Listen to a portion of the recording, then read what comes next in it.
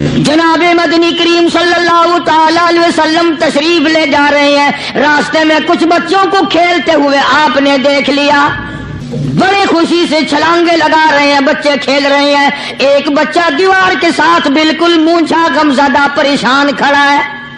حضور کریم صلی اللہ تعالی علیہ وسلم کی نگاہ مبارک اس بچے پہ پڑ گئی، آپ نے قریب تشریف لا کر اس سے پوچھا، او بچے، سارے بچے کھیل رہے ہیں، تو کیوں نہیں کھیلتا؟ کہنے لگا، میرا کھلانے والا دنیا سے چلا گیا، کیسے کھیلوں؟ ابا نہیں، اماں نہیں، ہر وقت پریشان رہتا ہوں، لوگوں کے دروازوں پہ چوکٹوں پہ دھکے کھاتا ہوں۔ دوستو، آج قاری حنیف تقریر فرمائیں گے جس کا عنوان ہے غریب مظلوم کی بددعا، ایک بچے کا واقعہ۔ حدیث میں آتا ہے، ارشاد ہے مدنی کریم صلی اللہ علیہ وسلم کا کہ بعض لوگ اللہ کی زمین پہ چلتے ہیں،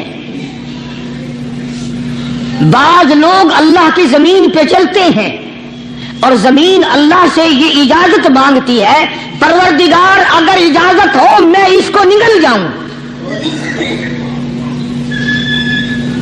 میں نہیں چاہتی کہ اس کے منحوس قدم مجھ پہ پڑتے رہیں، اجازت ملے میں اس کو لقمہ بنا کر کے نگل جاؤں، اس کو زمین کی تہ میں لے آؤں۔ اور ایک اور ارشاد ہے حضور کریم صلی اللہ علیہ وسلم کا، یوں فرمایا کہ جب قوم کے اندر تین چیزیں ہو جائیں، جب کسی قوم میں تین عادتیں، تین خصلتیں، تین برائیاں پیدا ہو جائیں تو سرکار مدینہ صلی اللہ علیہ وسلم نے فرمایا وہ قوم پھر زمین کے اوپر بسنے کے لائق نہیں رہتی، اس قوم کو زمین کے اندر غرق ہو جانا چاہیے۔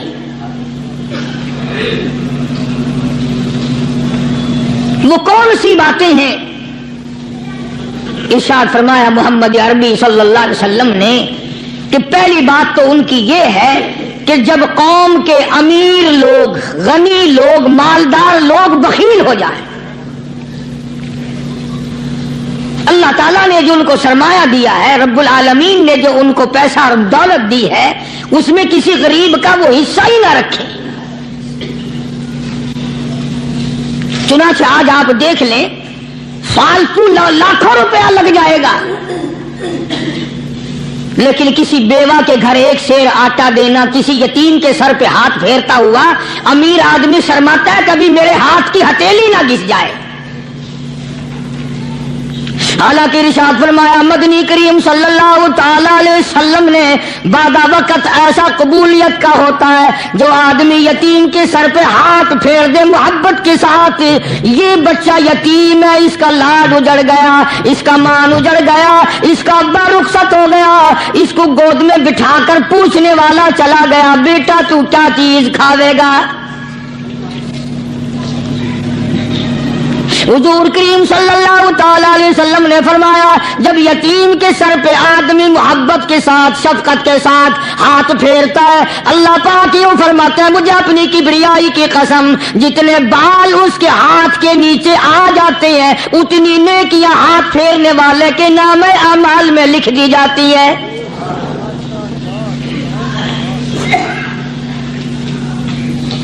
مگر ہمارے یہاں دستور نہیں، غریب کو مارو اور نیچا کرو اسے۔ جناب مدنی کریم صلی اللہ تعالی علیہ وسلم تشریف لے جا رہے ہیں، راستے میں کچھ بچوں کو کھیلتے ہوئے آپ نے دیکھ لیا، بڑے خوشی سے چھلانگے لگا رہے ہیں، بچے کھیل رہے ہیں۔ ایک بچہ دیوار کے ساتھ بالکل مونچھا غمزدہ پریشان کھڑا ہے۔ حضور کریم صلی اللہ تعالی علیہ وسلم کی نگاہ مبارک اس بچے پہ پڑ گئی، آپ نے قریب تشریف لا کر اس سے پوچھا، او بچے، سارے بچے کھیل رہے ہیں، تو کیوں نہیں کھیلتا؟ کہنے لگا میرا کھلانے والا دنیا سے چلا گیا، کیسے کھیلوں؟ ابا نہیں، اماں نہیں، ہر وقت پریشان رہتا ہوں، لوگوں کے دروازوں پہ چوکٹوں پہ دھکے کھاتا ہوں۔ آپ آپ مدنی کریم صلی اللہ تعالی علیہ وسلم نے رحمت والے ہاتھ سے اس یتیم کی انگلی پکڑی اور اپنے ساتھ پیار کرتے ہوئے تشریف لے آئے. فرمایا جناب عائشہ صدیقہ رضی اللہ تعالی عنہا سے, اللہ والی آج اللہ پاک نے تجھے بڑی غنیمت بخشی ہے, بڑی دولت دی ہے, عید کا دن ہے, میں عید کی نماز کے لیے جا رہا تھا, بچے سارے خوشیاں منا رہے تھے, یہ بچہ دیکھا میں نے بڑا غمزدہ کھڑا تھا, بڑا پریشان کھڑا تھا. اب میں نے اس سے پوچھا آج عید کا دن ہے تو خوشی کیوں نہیں مناتا؟ بچہ نے جواب دیا میری خوشی منانے والے دونوں ہی چلے گئے.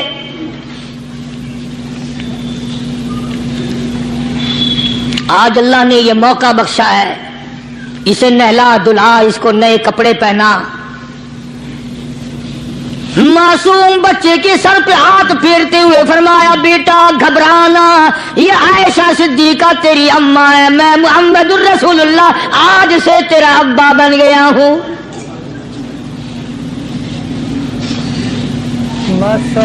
نہلایا دھلایا, کھلایا پلایا, ہنسایا, اسے بلایا ساتھ لے کر. جب حضور کریم صلی اللہ تعالی علیہ وسلم ان بچوں کے پاس سے پھر گزرے جو پہلے کھیل رہے تھے, اس زمانے کے تو بچے بھی سمجھدار تھے, آج تو چٹی داڑھی والوں کو سمجھ نہیں ہے. قبر بالکل کنارے, قبر کے کنارے پہ کھڑے ہیں پھر بھی سمجھ نہیں. کسی کو حسد نے مارا, کسی کو تکبر نے مارا, کسی کو دولت کی بیماری نے مارا, اسی کو مجذوب کہتا ہے. نفس اور شیطان ہے خنجر در بغل. کوئی آدمی اپنے بارے میں اطمینان نہ کرے کہ میرا معاملہ ٹھیک ہو گیا, نہ جانے آخری وقت میں کیا بن جائے گی. ایک اللہ والے کا انتقال ہونے لگا, آخری وقت ہے. خاندان اس اللہ والے کا چاروں طرف بیٹھا ہوا ہے, مریدین بیٹھے ہوئے ہیں, اللہ والے کی چاروں طرف حلقہ بیٹھا ہوا, آخری وقت ہے. عربی زبان میں جس کا ترجمہ یہ ہے, اس کی زبان سے ایک بات نکلتی ہے, ابھی نہیں, ابھی نہیں, ابھی نہیں, ابھی نہیں, ابھی نہیں. مرنے کے بعد کسی نے خواب میں دیکھا تو پوچھا حضرت جی دنیا درود شریف پڑھتی ہے, مرتے وقت کلمہ پڑھتے ہیں, اللہ اللہ کرتے ہیں, یہ آپ ابھی نہیں ابھی نہیں کیا فرما رہے تھے؟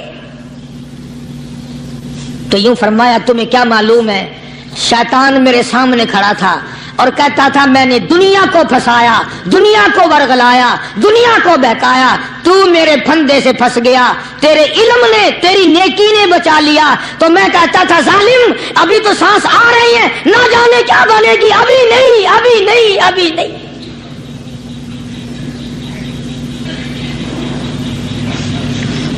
اسی کو مجذوب کہتا ہے کیا معلوم کیا بن جائے گا, کس حال میں دم نکلے گا, رات کو کیا ہو جائے گا, دن کو کیا بن جائے گا. فرمایا نفس اور شیطان ہے خنجر در بغل,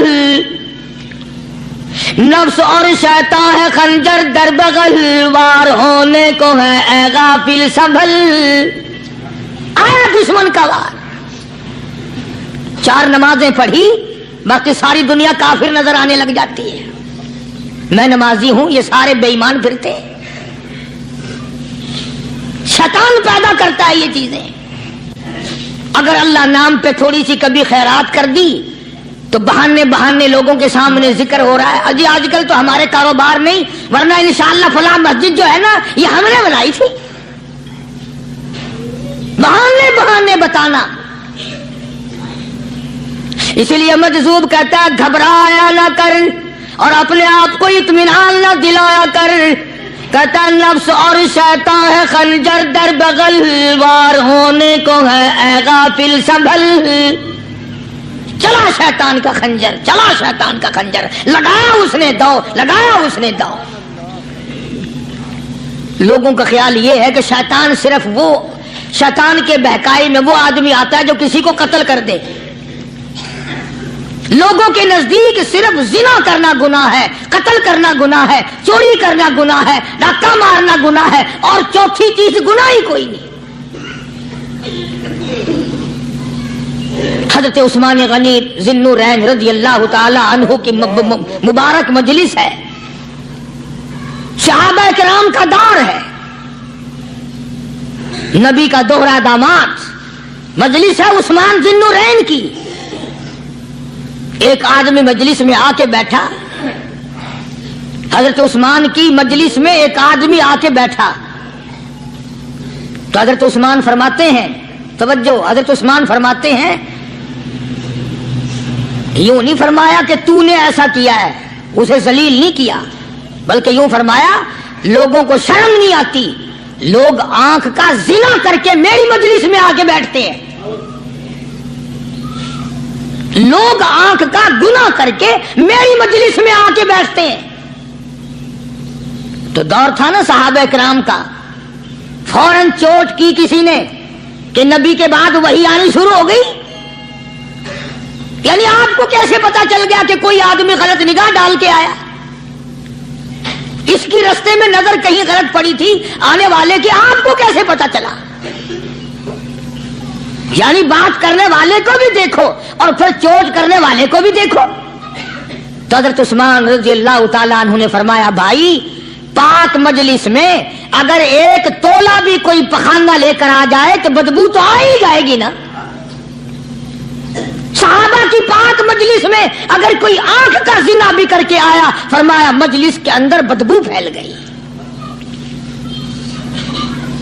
تو اللہ والوں کی مجلس ہے اور اللہ والوں کی رفاقت ایک بہت بڑی چیز تھی، کبھی لوگ حاصل کیا کرتے تھے، اب تو ہر آدمی پیر ہے، ہر آدمی لیڈر ہے، ہر آدمی چودھری ہے، ہر آدمی بڑا بنا ہوا ہے، چھوٹا ہم میں کوئی ہے ہی نہیں۔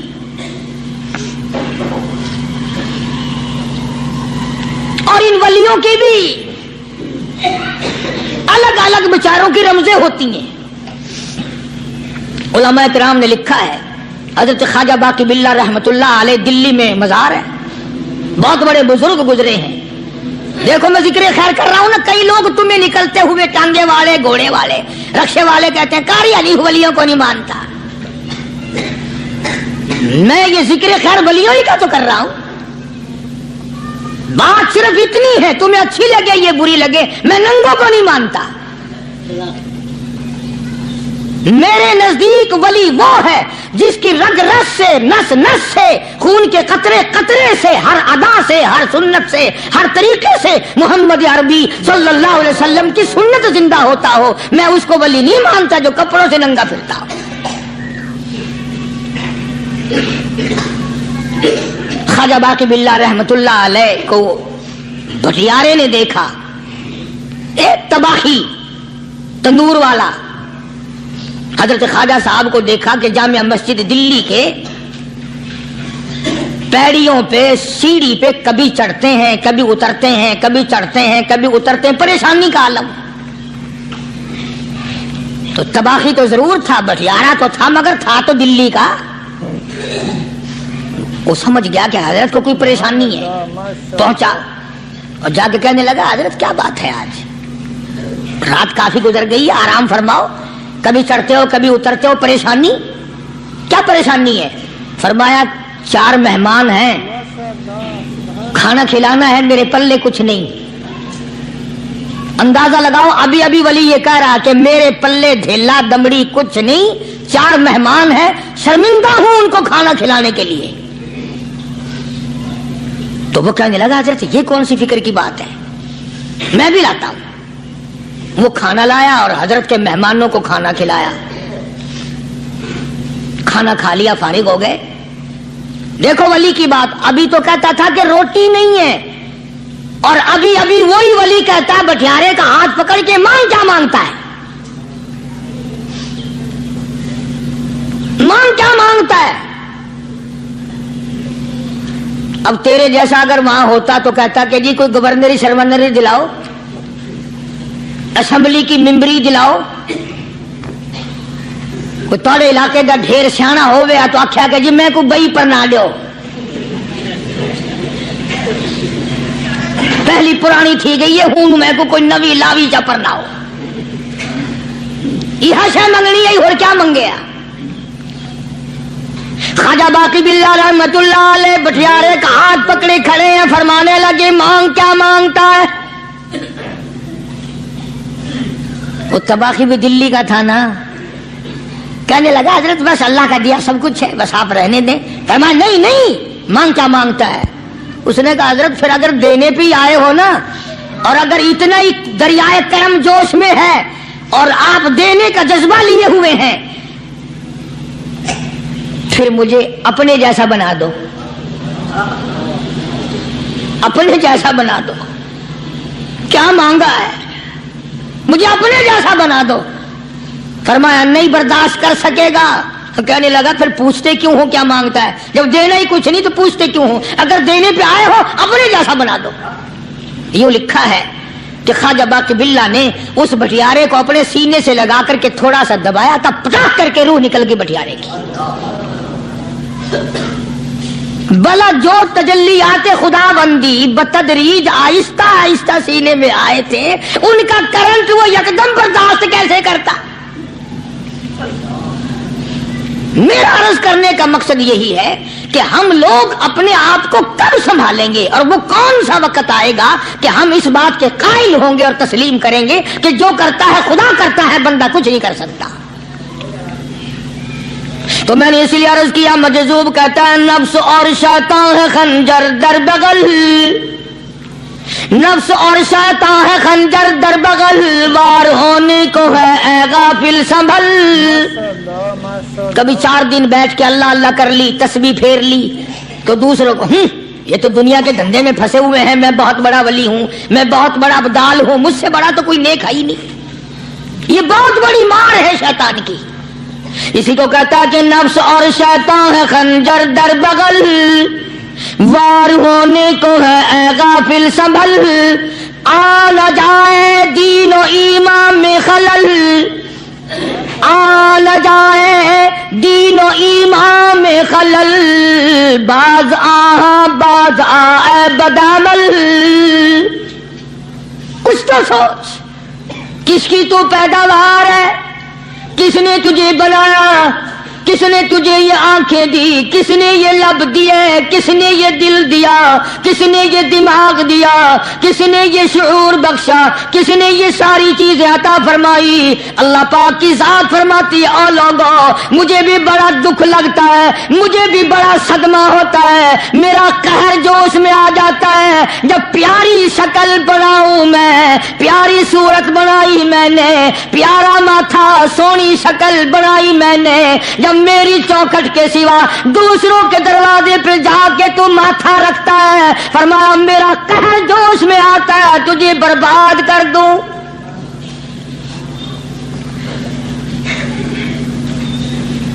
سب کچھ میں نے دیا، سب کچھ میں نے بخشا، اور پھر بھی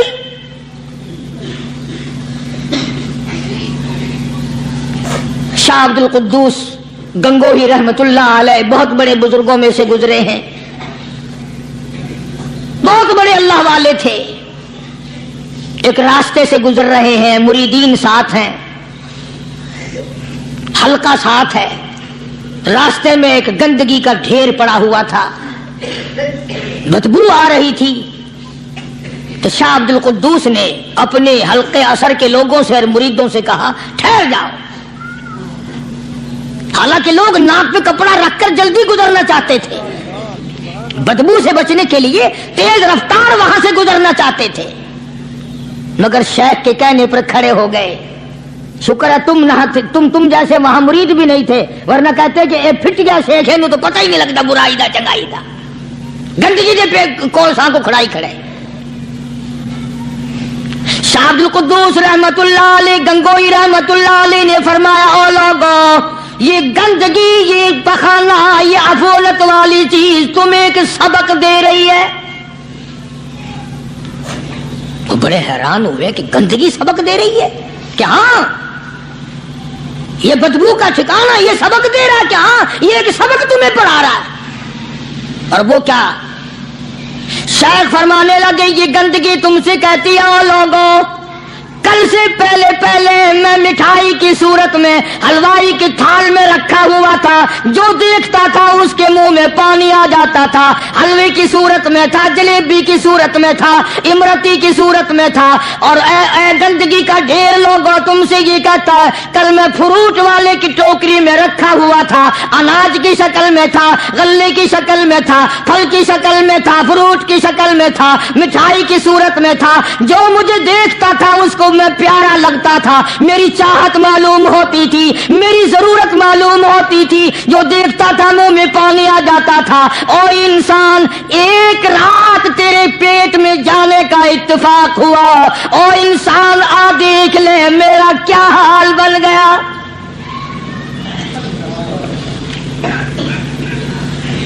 ایک رات تو تیری صحبت میں رہا ہوں، ایک رات تیرے اندر ٹھہرنے کا اتفاق ہوا، دیکھ میرا کیا حال بن گیا۔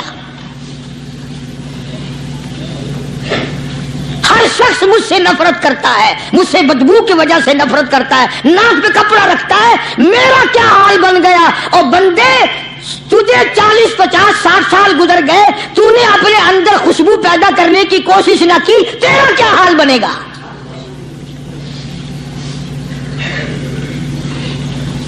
سارے لوگ حیران ہوئے کہ شیخ نے کیا بات فرمائی۔ حضرت شبلی رحمت اللہ علیہ بہت بڑے بزرگان دین میں سے گزرے ہیں، اپنے ساتھیوں مریدوں کے ساتھ چل رہے ہیں، چلتے چلتے کہ جیل خانے کے آگے سے گزرے، وہاں کسی ڈاکو کی لاش لٹکی ہوئی تھی، ایسی لاش کے جس کے دونوں پیر نہیں، دونوں ہاتھ نہیں، گردن نہیں، ایسی لاش لٹکی ہوئی ہے، اس کے دونوں پیر بھی نہیں، دونوں ہاتھ بھی نہیں، سر بھی نہیں۔ تو حضرت شبلی رحمت اللہ علیہ نے جا کر اس لاش کو، جس کے پیر ہاتھ نہ تھے گردن نہ تھی، بوسا دیا، چوما اسے۔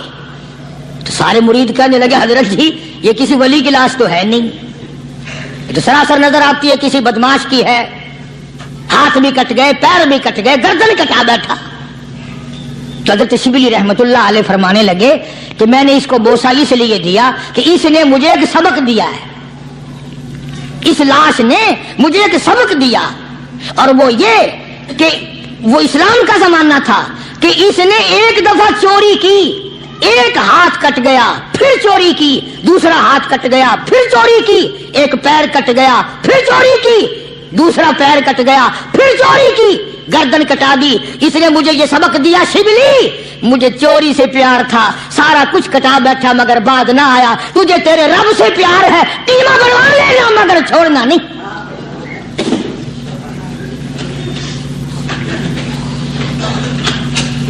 آج ہم اپنی زندگی کا محور آخر کبھی تو چیک کریں۔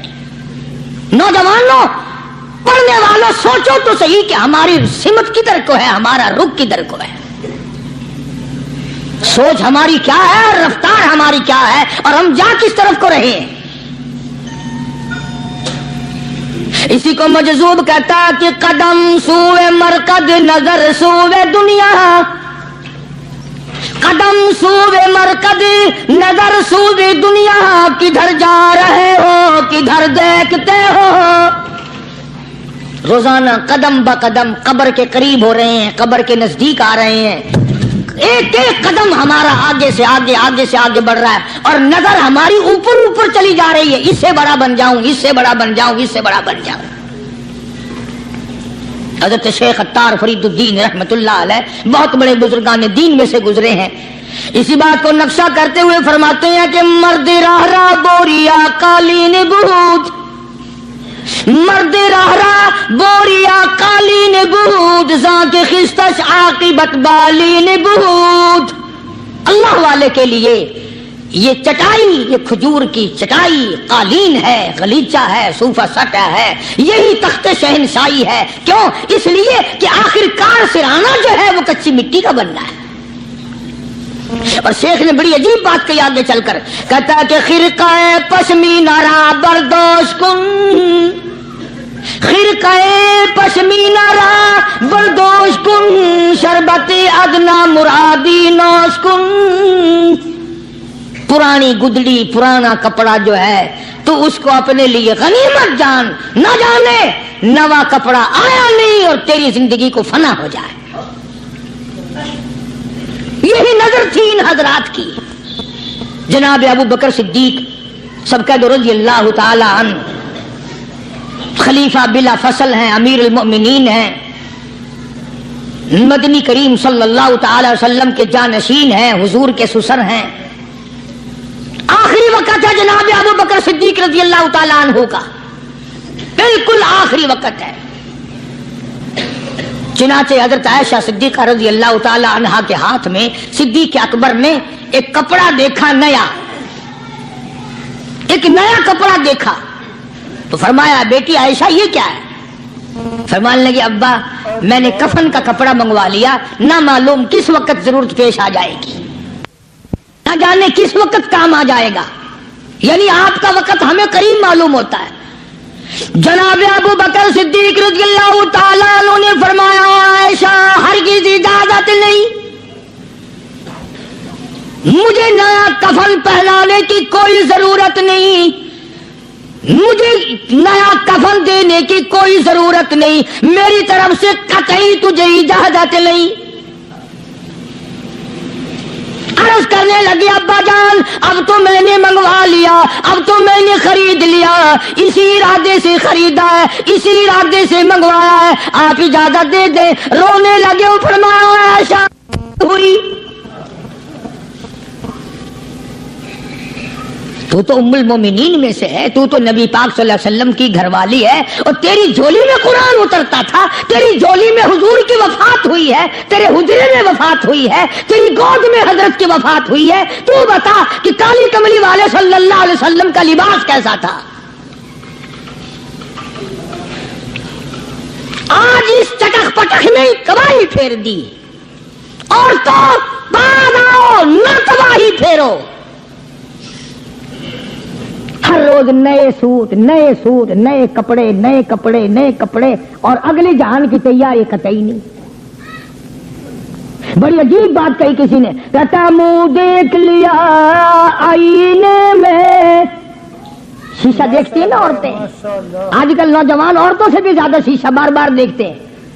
کہتا منہ دیکھ لیا آئینے میں، منہ دیکھ لیا آئینے میں، اور داغ نہ دیکھا سینے میں، منہ دیکھ لیا آئینے میں اور داغ نہ دیکھا سینے میں، کیا خوب لگا دل جینے میں، کیا خوب لگا دل جینے میں، مرنے کو مسلمان بھول گئے۔ اور لوگوں کبھی تو سوچ لیا کر، آج چہرے کی صفائی ہے، کپڑے کی صفائی ہے، بدن کی صفائی ہے، بالوں کی صفائی ہے، مگر دل پلیتی سے بھرا پڑا ہے۔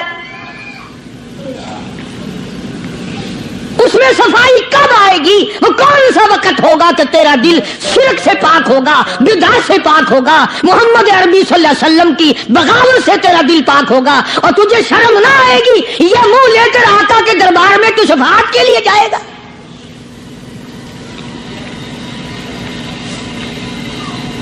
اللہ والوں نے ان معاملات میں بڑے بڑے دکھ اٹھائے ہیں، چاہے ان کو لوگوں نے گالیاں دی، ان کو مارا ہے، مگر پرواہ نہیں کرتے تھے۔ حضرت مولانا محمد قاسم صاحب نانوتوی رحمت اللہ تعالی علیہ بانی دارالعلوم دیوبند پڑھا رہے تھے حدیث پاک۔ سبحان اللہ، یہ ہمارے جتنے اللہ والے بزرگ، اللہ والے عالم گزرے ہیں، ساری عمر حدیث پاک پڑھائی، ان کی زبان مدنی کریم کا فرمان، سبحان اللہ، ساری رات سارا دن، کسی نے 50 برس، کسی نے 40 برس، کسی نے 60 برس، کسی نے 30 برس، رات دن قال قال رسول اللہ صلی اللہ علیہ وسلم، ہر وقت۔ تو مولانا نانوتوی کی کسی نے چگلی کری، انگریز گورنمنٹ تھی کہ اس نے تمہارے خلاف چھاونی بنائی ہے، یہ جو اس نے مدرسہ بنایا یہ تمہارے خلاف سازش ہے۔ مسلمان افسر تو یوں ہی دستخط کر دیتا ہے نا، اندھا ہو کے، کبھی نہیں فائل پڑے گا کہ اس میں ہے کیا، چاہے خود اس افسر کی پھانسی پہ دستخط کروا لو۔ انگریز پھر ہوشیار تھا، انہوں نے کہا اچھا ہم انکوائری کریں گے۔ حضرت مولانا حدیث پاک پڑھا رہے تھے، طالب علم پڑھ رہے تھے، انگریز افسر آیا اور 3-4 گھنٹے مولانا قاسم نانوتوی رحمت اللہ علیہ کے سامنے بیٹھا رہا اور بار بار چہرے کو دیکھتا رہا، جا کے رپورٹ دی کافر انگریز نے، کہنے لگا میں وہ چہرہ دیکھ کر آیا ہوں جو جھوٹ بولنے والا چہرہ نہیں، میں وہ چہرہ دیکھ کر آیا ہوں جو جھوٹ بولنے والا چہرہ اور منہ نہیں ہے۔ دشمن اعتراف کرتا ہے، دشمن اقرار کرتا تھا۔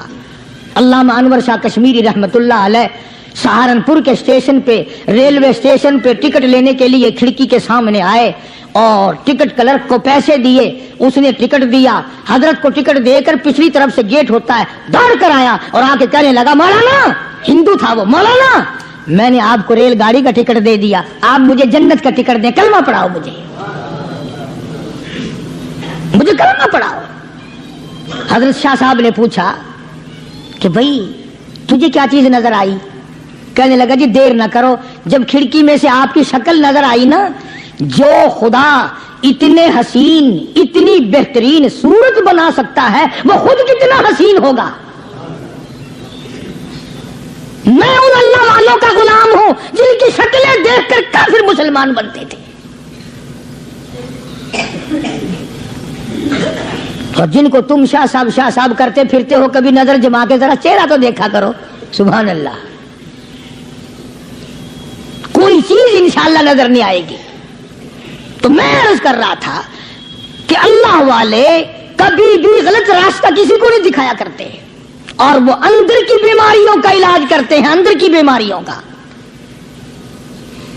سرتاج الاولیاء حضرت مولانا احمد علی صاحب لاہوری سب کا جو رحمت اللہ علیہ، اللہ اللہ اتنے جلیل القدر ولی تھے، علماء نے یوں لکھا ہے کہ پوری امت میں سے 2 آدمیوں کی قبر سے جنت کی خوشبو آئی، پوری امت میں سے، ایک امام بخاری اور ایک مولانا احمد علی لاہوری رحمہ اللہ، قبر کی مٹی سے جنت کی خوشبو۔ تو کیوں نہیں ہم ان لوگوں کی تابع داری کرتے، اور کیوں نہیں ہم اپنے حلقے اثر میں ایسے بزرگوں کا طریقہ کار لاتے جو ہمیں سیدھا منزل مقصود تک لے جائے۔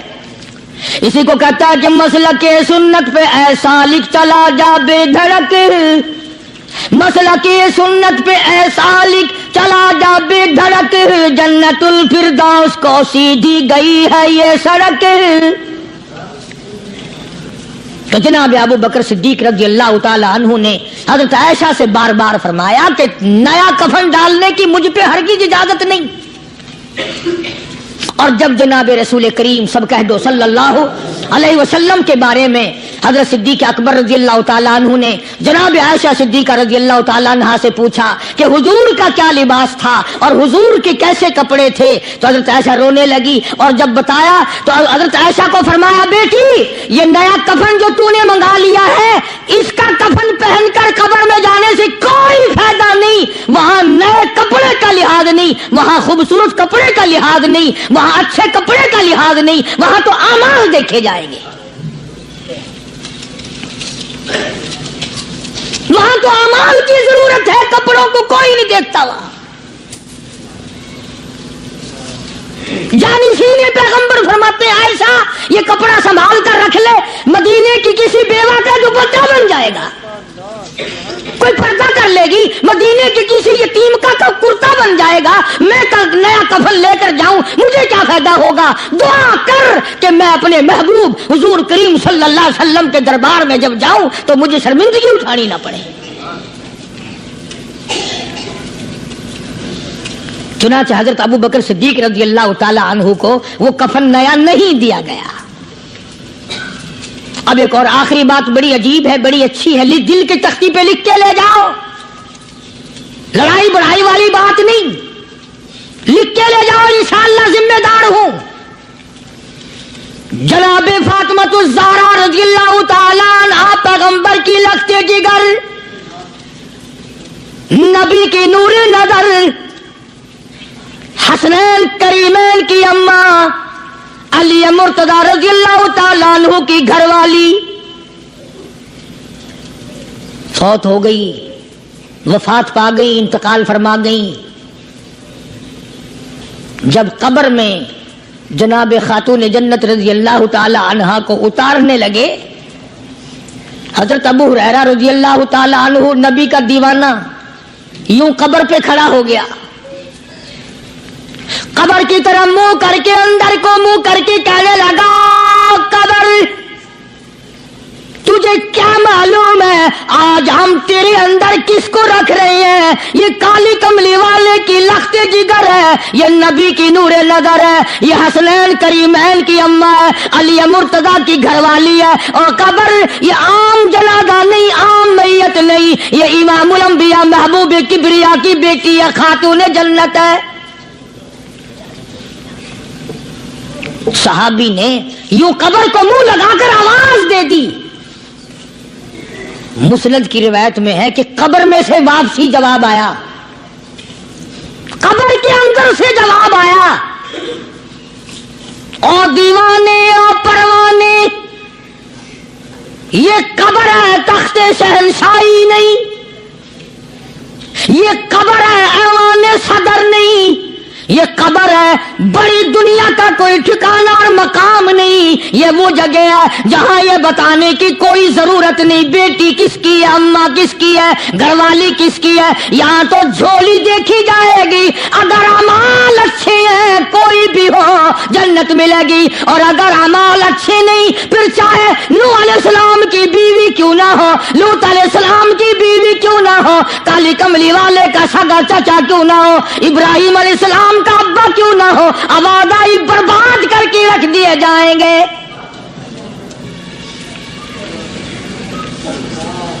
یہ تو عمل کی جگہ ہے، عمل کی۔ یہاں نہ اس بات کا لحاظ ہے کہ کپڑے کیسے ہیں، نہ اس بات کا لحاظ ہے کہ لباس کیسا ہے، نہ اس بات کا لحاظ ہے کہ یہ جھوپڑی سے جنازہ اٹھا ہے یا بنگلے سے، نہ اس بات کا لحاظ ہے کہ یہ جنازہ کب کوٹھی سے نکلا یا جھوپڑی سے نکلا ہے۔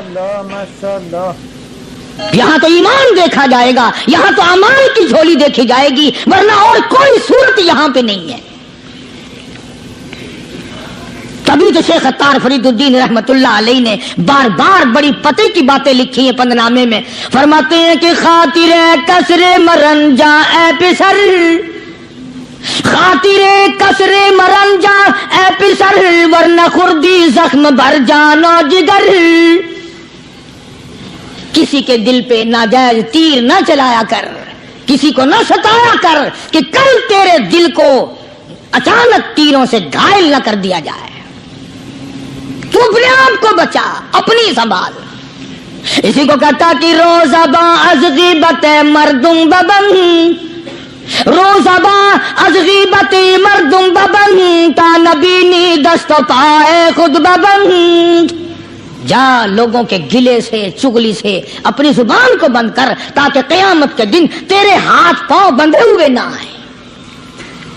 اب یہ ولی نے تو بات کہہ دی، مگر آپ کیسے سمجھیں؟ حدیث پاک میں آتا ہے، حضرت شاہ عبد العزیز صاحب دہلوی رحمۃ اللہ علیہ نے لکھا ہے کہ قیامت کے دن اللہ کی عدالت میں لوگوں کو الگ الگ صورتوں میں پیش کیا جائے گا۔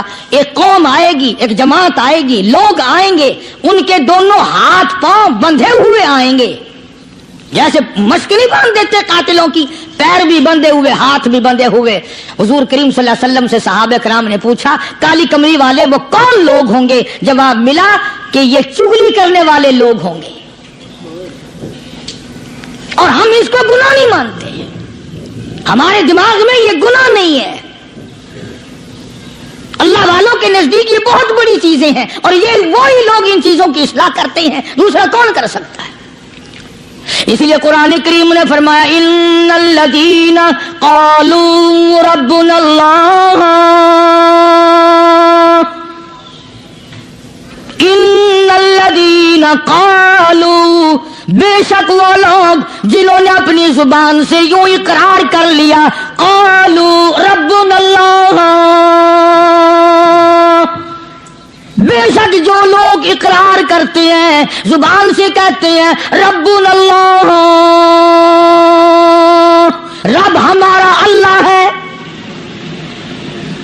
رزق دینے والا وہی، اولاد دینے والا وہی، نفع منافع دینے والا وہی، خسارہ دینے والا وہی، فقیر کو تخت شہنشاہی پہ بٹھا دینے والا وہی، اور بادشاہ کو اٹھا کر تخت سے نیچے پھینک دینے والا وہی، اور کوئی ہی نہیں۔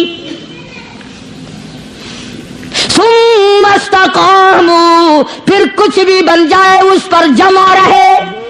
اللہ اللہ اللہ، امام احمد بن حنبل رحمت اللہ علیہ، اتنا بڑا زبردست امام، متقی، پرہیزگار، اللہ والا، پوری دنیا ڈر کی ماری ایک طرف، اور ایک اکیلا امام احمد بن حنبل ایک طرف، ایک آدمی بھی ساتھ نہیں، اور ایک دو دن کی بات نہیں، 2 برس تک کوڑے لگے روزانہ، ایک آدھ دفعہ نہیں، روزانہ اکثر کوڑے لگتے تھے۔ ایک دن خلق قرآن پر بات تھی، آپ لوگ یہ مسئلہ سمجھ نہیں سکتے، چھیڑنا ہی نہیں چاہیے۔ امام کہتے تھے کہ اللہ خالق ہے، اس کا کلام بھی نرالا ہے، یہ مخلوق نہیں ہے۔ چنانچہ احمد بن حنبل رحمت اللہ علیہ کو پکڑ کے لائے، پیروں میں رسے، ہاتھوں میں رسے بندھے ہوئے ہیں، جلاد، 9 جلاد پوری قوت سے ایک ایک وقت میں درے مارا کرتے تھے، 9 جلاد۔ پہلا کوڑا جو لگا، فرمایا بسم اللہ،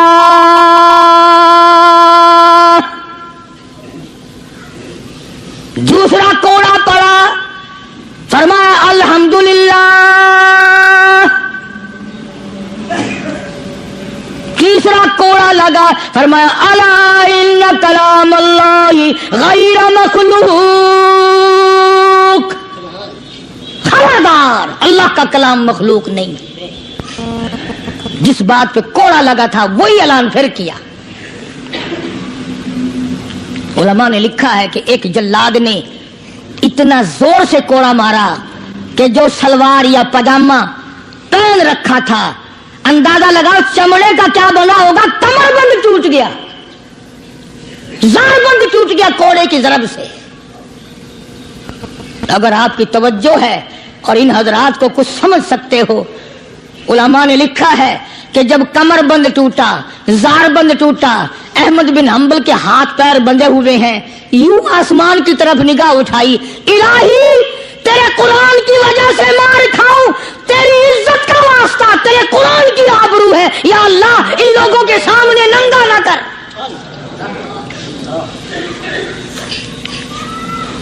میرے ہاتھ بندھے ہوئے ہیں، میرے پیر بندھے ہوئے ہیں، میں نے چوری نہیں کی، میں نے ڈاکہ نہیں مارا، میں نے قتل نہیں کیا، میں تیرے قرآن کے پیچھے مار کھا رہا ہوں، الہی میری آبرو تیرے قرآن کی آبرو، تیرے قرآن کی آبرو تیری آبرو۔ اللہ پاک جل شانہ نے قرآن مجید میں چیلنج کر دیا، فرمایا زمین میری ہے تمہاری نہیں، آسمان میرا، ستارے میرے، چاند میرا، رات میری، دن میرا، یہ ہوا میری، یہ فضا میری، یہ درخت میرے، یہ پہاڑ میرے، یہ سمندر دریا میرے، سارا نظام کائنات میرا ہے، تو کس بات پہ فخر کرتا ہے؟ واللہ یقبض ویبسط والیہ ترجعون۔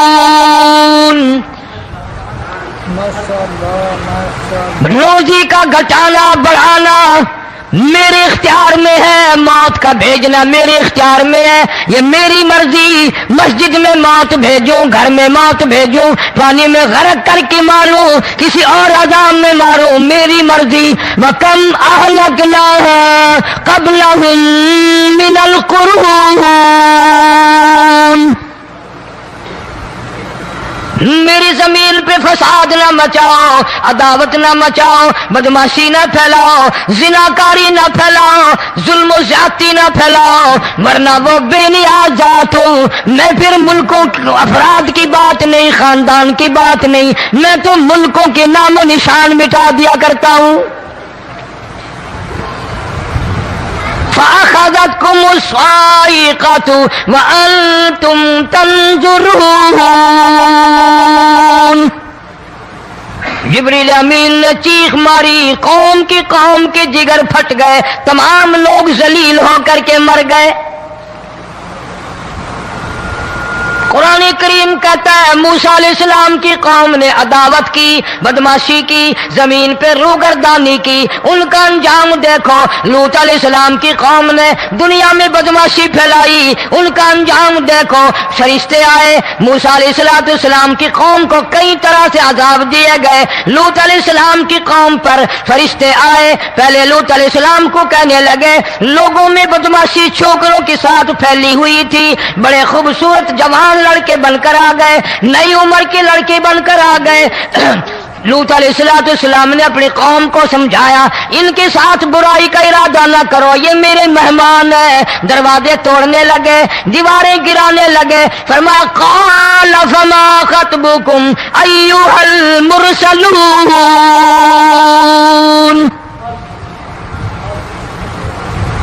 لوط علیہ السلام نے خوشامد بھی کی، اور ظالموں باز آ جاؤ، میرے مہمانوں کی بے عزتی نہ کرو، میرے مہمانوں کی توہین نہ کرو۔ فرمایا قال یا قوم ان هؤلاء بناتی ہن اطہر لکم فاتقوا اللہ۔ پیغمبر اپنی امت پہ بڑا رحیم ہوتا ہے، بڑا شفیق ہوتا ہے، بڑا کریم ہوتا ہے، بڑا دیانتدار ہوتا ہے۔ لوط علیہ السلام فرماتے ہیں لوگوں میری بیٹیاں تمہارے گھروں میں ہیں، ان سے اپنی خواہشات پوری کرو، میرے مہمانوں کو تنگ نہ کرو۔ زیادہ تنگ کرنے لگے، لوط علیہ السلام نے رو دیا، فرمانے لگے قال لو ان لی بکم قوۃ او آوی الی رکن شدید۔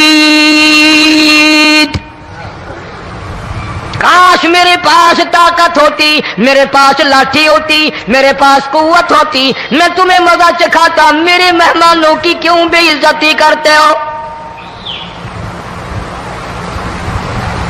فرشتوں نے دیکھ لیا اللہ کا پیغمبر پریشان ہے، ہماری وجہ سے رو رہا ہے، بول اٹھے قالوا انا ارسلنا الی قوم مجرمین۔ لوط علیہ السلام گھبراؤ نہ، ہم آدمی نہیں، ہم لڑکے نہیں، ہم چھوکرے نہیں، ہم تو فرشتے ہیں، انہیں آنے دو ہمارے پاس، اور آپ جلدی جلدی بستی سے نکل جاؤ، اپنے بچوں کو لے کر باہر نکل جاؤ۔ کیا کرو گے؟ فرمایا لنرسل علیہم حجارۃ من طین مسومۃ عند ربک للمسرفین۔ ہم اس زمین کو کاٹ کر آسمان کی طرف لے جائیں گے، اوپر سے پتھر برسائیں گے، نوکدار پتھر آئیں گے، پتھروں پہ نام لکھے ہوئے آئیں گے، یہ فلانے گنڈے کو لگے، یہ فلانے بدماش کو لگے، جو لڑکوں کے ساتھ بدماشی کرتے ہیں یہ اس کو لگے، یہ اس کو لگے۔ آسمان کے قریب لے جا کر پوری بستی کی زمین کو پلٹ کر زمین پہ پھینک دیا جائے گا۔ کون سا گناہ آج ہم نے چھوڑ رکھا ہے؟ ہر دوسرا تیسرا آدمی شرک کی لعنت میں گرفتار ہے، بیٹے مانگنے کے لیے قبروں پہ مونڈے پڑے ہیں، جھولیاں پھیلائے کھڑے ہیں، حاجت روائی کے لیے ان کو پکار رہے ہیں۔ اللہ فرماتے ہیں ان تدعوہم لا يسمعوا دعاءکم ولو سمعوا مستجابوا لکم ویوم القیامت یکفرون بشرککم ولا ینبئک مثل خبیر۔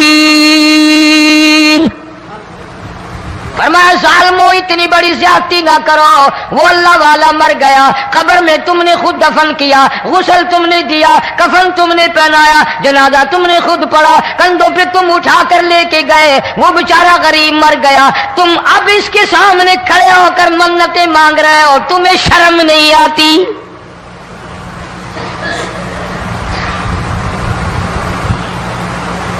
قطمیر کے لفظ آتے ہیں قرآن میں۔ یہ کھجور کی گٹھلی، اس میں جو ایک تیل سی ہوتی ہے، اس کے اندر سے دیکھنا کبھی ایک دھاگا سا نکلتا ہے۔ کھجور کی گٹھلی، اور گٹھلی کا جو سوراخ سا ہے لمبا، اس کے اندر سے ایک باریک سا دھاگا سا نکلتا ہے، اس کو قرآن اور اللہ پاک کتمیر عربی میں کہتے ہیں۔ فرمایا تم بیٹے مانگ رہے ہو، تم نوکری مانگ رہے ہو، تم حاجت روائی ان سے مانگ رہے ہو، حالانکہ یہ تو کھجور کی گٹھلی کا وہ دھاگا پیدا نہیں کر سکتے۔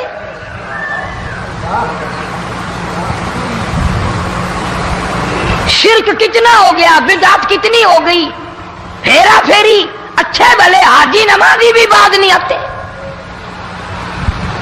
داڑھی رکھ کر ہم لوگ اپنی داڑھیوں کی عزت نہیں کرتے۔ اب یہ خدا کا عذاب نہیں تو اور کیا ہے؟ کتنے لوگ ڈوب گئے، کتنے بچے ڈوب گئے، کتنا نقصان فصل کا، دانا، جانوروں کا گھاس، یہ علاقے کے علاقے کتنا لاکھ آدمی پریشان ہے۔ اور یہ گانے بجانے والا گناہ جو ہے اس کو تو لوگ اب گناہ ہی نہیں مانتے، عورتیں بھی مرد بھی، چھوٹے بڑے امیر غریب لگے ہوئے رات دن۔ جناب امام الانبیاء محبوب کبریا حضرت محمد مصطفیٰ صلی اللہ تعالی علیہ وسلم تشریف لے جا رہے ہیں، بنسری بجنے کی آواز آئی، کالی کملی والے صلی اللہ علیہ وسلم نے پیاری پیاری دونوں انگلیاں اپنے کانوں میں ڈال لی۔ انس رضی اللہ تعالیٰ عنہ کہتے ہیں کافی دور چلے گئے، پھر مدنی کریم صلی اللہ علیہ وسلم نے مجھ سے پوچھا، او انس کیا وہ منحوس اب بھی آ رہی ہے؟ وہ منحوس آواز اب بھی آ رہی ہے؟ حالانکہ یوں ذرا باہر انگلی کر کے بھی تو سرکار دو عالم صلی اللہ علیہ وسلم سن کر دیکھ سکتے تھے کہ وہ آواز اب بھی آ رہی ہے کہ نہیں۔ لیکن تیرے میرے نبی امام الانبیاء صلی اللہ علیہ وسلم کا عمل دیکھ، حضور کا طریقہ دیکھ، اتنی نفرت فرمائی گانے بجانے سے، انگلی نکال کر کے بھی نہیں دیکھی۔ 3 مرتبہ حضرت انس رضی اللہ تعالیٰ عنہ سے پوچھا، جب حضرت انس نے عرض کر دیا اب کوئی آواز نہیں آتی، انگلی نکالی اپنے کانوں سے، فرمایا او انس قیامت کا نزدیک آئے گا، قرب قیامت ہوگا، میری امت گانے بجانے میں اتنی لگے گی جب تک وہ غرق نہیں ہو جائیں گے بعد نہیں آئیں گے۔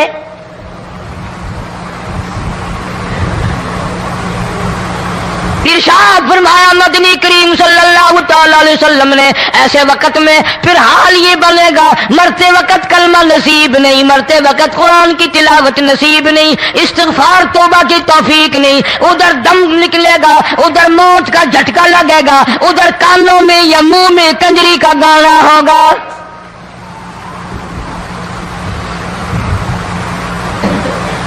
جناب مدنی کریم صلی اللہ تعالی علیہ وسلم نے صحابہ کرام کو ایسی تعلیم دی، ایسی تلقین کی، ان کی ایسی تربیت فرمائی، کوئی گناہ اگر ان سے سرزد بھی ہوا جب تک وہ توبہ استغفار نہ کر لیں نیند نہیں کرتے تھے۔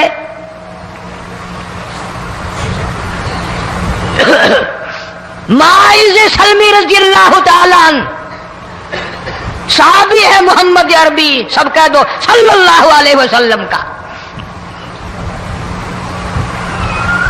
گناہ ہو گیا، زنا ہو گیا، کیونکہ صحابی نبی نہیں ہوتا،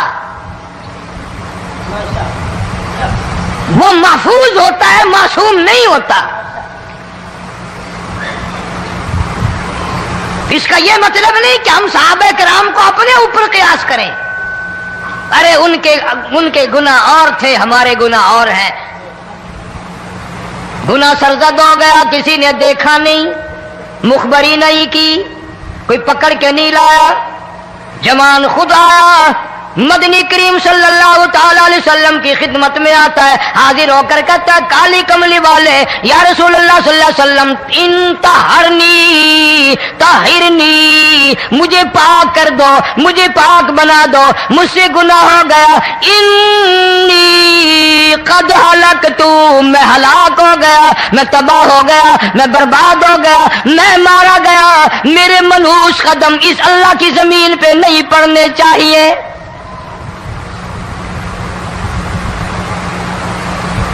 دائیں طرف کھڑے ہو کر اس نے بات کی، محمد کریم صلی اللہ علیہ وسلم نے بائیں طرف منہ پھیر لیا، پھر اس نے بائیں طرف آ کے بات کی، گریز فرما رہے محمد عربی صلی اللہ علیہ وسلم، پھر دائیں طرف منہ کر لیا، وہ دائیں طرف آ گیا۔ آپ صلی اللہ علیہ وسلم نے فرمایا خواب میں ہو گیا ہوگا، رات سوتے میں ہو گیا ہوگا، یہ تیرا عقل دکھ گیا ہوگا، تیرا دماغ چکر کھا گیا ہوگا، کیا کہتا ہے تو؟ انہوں نے کہا نہیں کالی کملی والے، میں ڈرتا ہوں قیامت میں کیا بنے گی؟ تقاضے پہ تقاضا کیا، مجھے سزا دو، اسلامی قانون کے مطابق مجھے سزا دی جائے۔ نبی پاک صلی اللہ علیہ وسلم نے سزا کا انتظام کر دیا۔ شادی شدہ تھا، سنسار کرتے ہیں، پتھر مارنے کا حکم ہے۔ ہائے قرآن کی ان آیتوں پہ عمل کرنے والے لوگ تو بڑی مدت ہو گئی قبروں میں چلے گئے۔ قرآن موجود ہے، قانون موجود ہے، ماننے والے چلے گئے قبروں میں، اب قرآن کے ساتھ مذاق کرنے والے رہ گئے۔ جناب مدنی کریم صلی اللہ تعالی علیہ وسلم نے حکم دے دیا اس کے اقرار پر سنسار کرو۔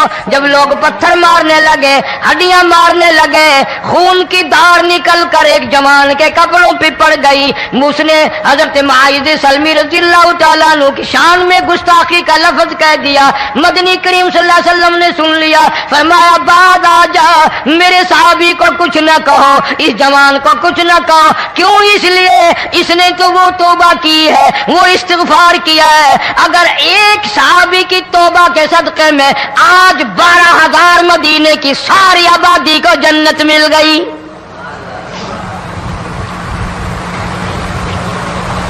وہ گناہ کر کے پچھتایا کرتے تھے، ہم گناہ کر کے فخر کرتے ہیں۔ جتنے حرام کھانے والے لوگ کبھی باز نہیں آئیں گے۔ جس کے منہ رشوت لگ گئی مر جائے گا، ہٹے گا نہیں۔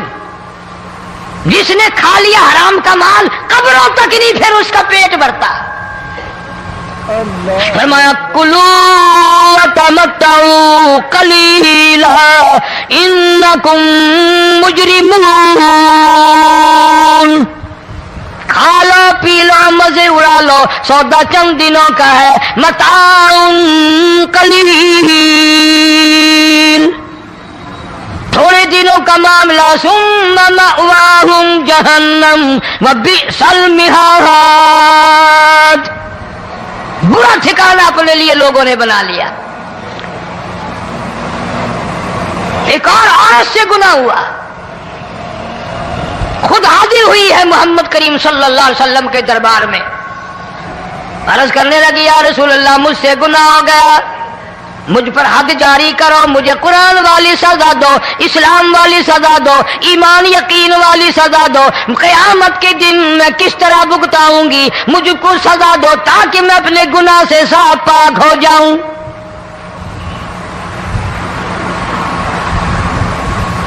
آپ صلی اللہ علیہ وسلم نے پوچھا حمل تو نہیں؟ اس نے کہا ہاں ہو گیا۔ پیغمبر ہے، نبی ہے، اور یہ تو امام الانبیاء ہے صلی اللہ علیہ وسلم۔ فرمایا گناہ تو نے کیا، سزا تجھے دیں، یہ بچہ بھی ساتھ قتل ہو جائے گا۔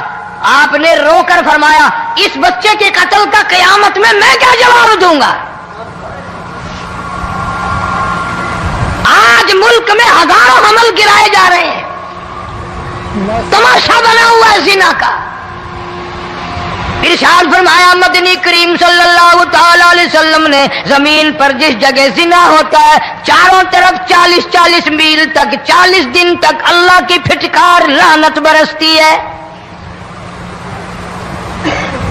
زمین کے جس ٹکڑے پہ بدکاری کرتے ہیں زمین لعنت کرتی ہے، مکان کے در و دیوار لعنت کرتے ہیں، چھت لعنت کرتی ہے، کھڑکیاں روشن دان دروازے لعنت کرتے ہیں، اور صرف لعنت نہیں، اللہ پاک فرماتے ہیں وَامْتَازُوا الْيَوْمَ أَيُّهَا الْمُجْرِمُونَ،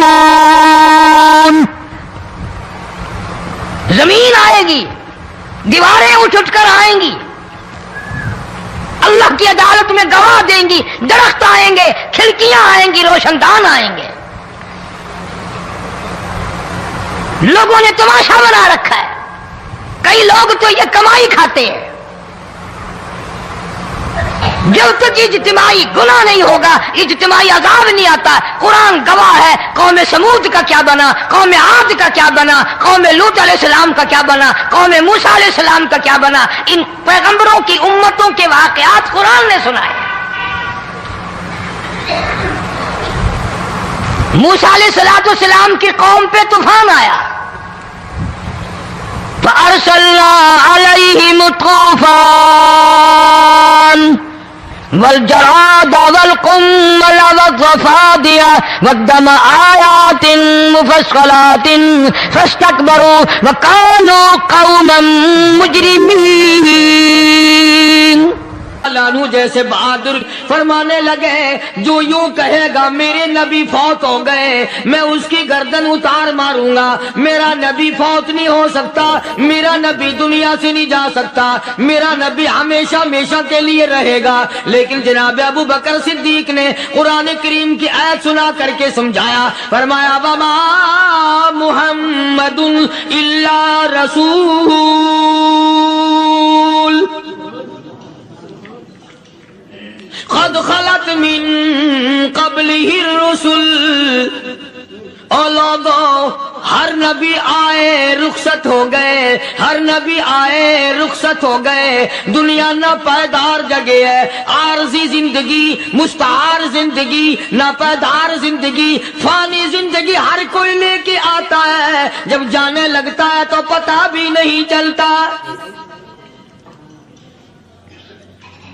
اس لیے مجذوب کہتا کہ سونے چاندی کی چمک بس دیکھنے کی بات ہے، سونے چاندی کی چمک بس دیکھنے کی بات ہے، اور 4 دن کی چاندنی پھر اندھیری رات ہے، قبر میں ہمیشہ اندھیرا رہے گا۔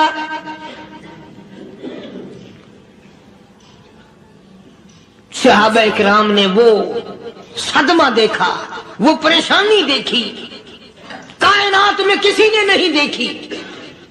کسی نے بیوی کے مرنے کا صدمہ اٹھایا ہوگا، کسی نے جوان بیٹے کی موت کا صدمہ دیکھا ہوگا، کسی نے امی کے مرنے کا صدمہ دیکھا ہوگا، کسی نے ابا کے مرنے کا صدمہ دیکھا ہوگا۔ خدا کی قسم بلال سے جا کے پوچھو، جب کالی کملی والے کا تجھے دیدار نہ ملا تیرا کیا حال بنا؟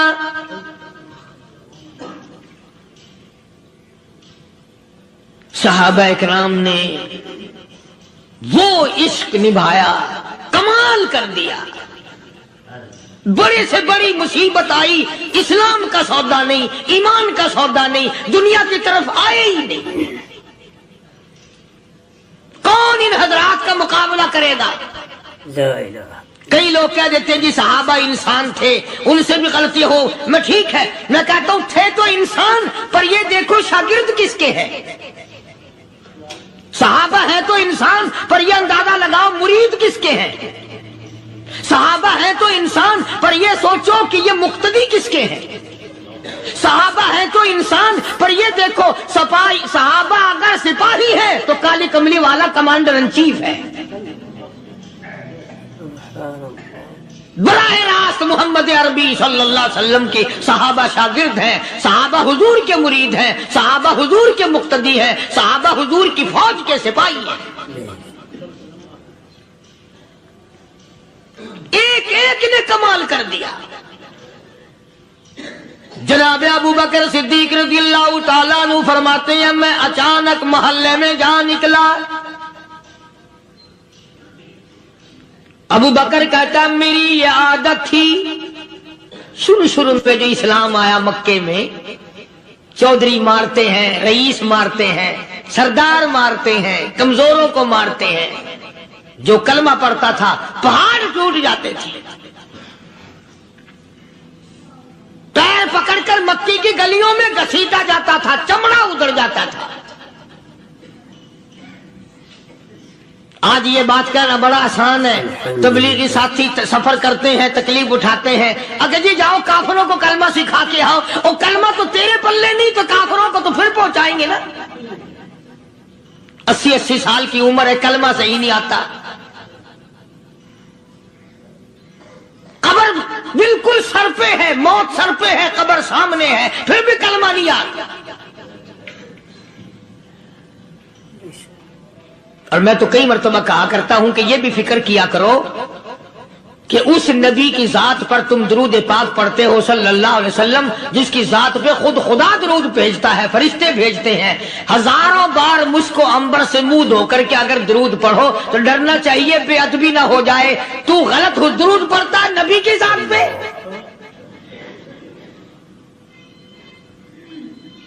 اور اس کو صحیح کرنے کا فکر نہیں رکھتا۔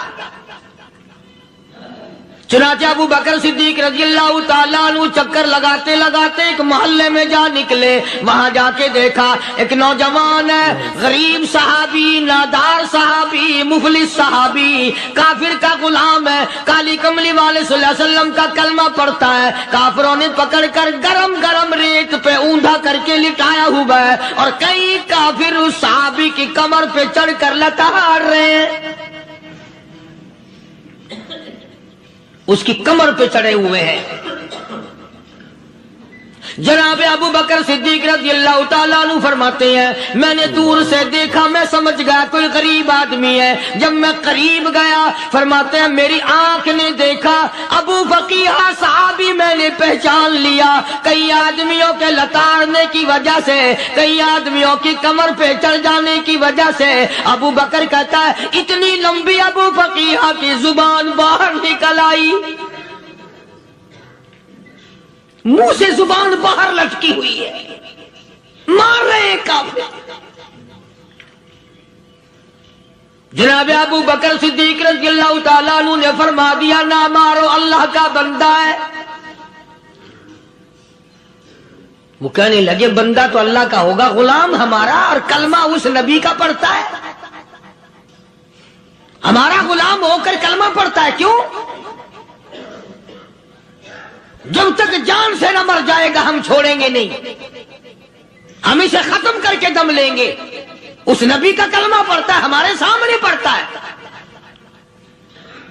جناب ابو بکر صدیق رضی اللہ تعالیٰ عنہ نے منع کر دیا، منع کرنے میں اور زیادہ مچر گئے، اور زیادہ خرمستی کرنے لگے۔ ابو بکر فرماتے ہیں میں بالکل قریب کھڑا تھا، ظالموں نے ابو فقیہ کی پسلیوں پہ، کمر پہ چھلانگیں لگانی شروع کر دی۔ جناب صدیق اکبر رضی اللہ تعالیٰ عنہ فرماتے ہیں میں بالکل قریب کھڑا تھا، جب انہوں نے چھلانگیں لگائی صحابی بے نوا اور مفلس غریب صحابی کی کمر پہ، اچانک میرے کانوں میں کڑاک کڑاک کر کے پسلیاں ٹوٹنے کی آواز آنے لگی۔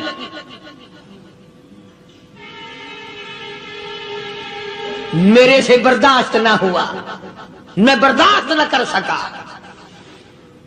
جناب ابو بکر رضی اللہ تعالیٰ عنہ فرماتے ہیں میں نے کہا ظالمو سودا کر لو، میں خرید لوں گا۔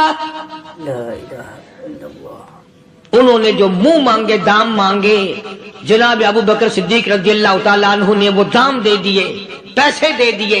ہاں ہاں، غریب کی ہمدردی کی، مظلوم کی ہمدردی کی۔ آج ہمارے پاس جو پیسہ ہے وہ کنجری پہ خرچ ہو سکتا ہے، بدماشی پہ خرچ ہو سکتا ہے، ٹیپ ٹلو اور فیشن پہ خرچ ہو سکتا ہے، اللہ کے دین پہ خرچ کرنے کی ہمیں توفیق نہیں ہوتی۔ سارے سال کی کمائی کا حساب لگائیں کہ ہم نے کتنا اپنے بیوی بچوں پہ خرچ کیا، کتنا اللہ اور اس کے رسول اور اللہ کے قرآن پہ خرچ کیا، 100-2% بھی نہیں بنتا۔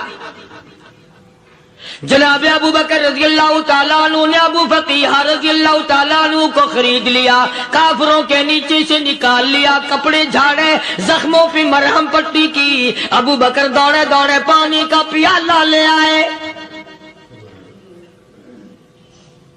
اور فرمانے لگے ابو فقیہ تجھے بڑی مار پڑی ہے، بڑی تکلیف پہنچی ہے، میں نے تیری زبان باہر لٹکی ہوئی دیکھی، نکلی ہوئی دیکھی، خشکی آ گئی ہوگی، زبان پہ کانٹے جم گئے ہوں گے، تھوڑا سا پانی پی لے۔ ابو فقیہ کہتا ابو بکر تیرے احسان کا بدلہ خدا دے گا، تیری مہربانیوں کا بدلہ خدا دے گا، میں نہیں دے سکتا، تو نے پیسے خرچ کر کے مجھے آزاد کرایا، میں تجھے دعا دے سکتا ہوں، میں غریب ہوں، میں نادار ہوں، میں مفلس ہوں، میں مسکین ہوں، اور ابو بکر تنگ نہ کر، میں پانی پی نہیں سکتا۔ کیا بات ہے، کیوں پانی نہیں پی سکتا؟ کہنے لگا ابو بکر تجھے کیا معلوم ہے جن کی وجہ سے میری پسلیاں توڑ دی گئی، جن کی وجہ سے مجھے مارا گیا، جن کی وجہ سے مجھے لتاڑا گیا، جن کی وجہ سے میری پسلیاں توڑی گئی، جن کی وجہ سے میرا یہ حال کیا گیا، جب تک میں آقا کا دیدار نہ کر لوں میں پانی کی بوند پی نہیں سکتا۔ مجھے پہلے شربت دیدار پینا ہے، میں نے سرکار مدینہ صلی اللہ علیہ وسلم کی زیارت پہلے کروں گا، پانی بعد میں پیوں گا۔ او ابو بقیہ تجھے تو بڑی سخت مار پڑی ہے، تجھے تو بڑی تکلیف پہنچائی گئی ہے، میں تجھے حضور کے دربار میں لے کے چلوں گا، تو پانی تو پی لے۔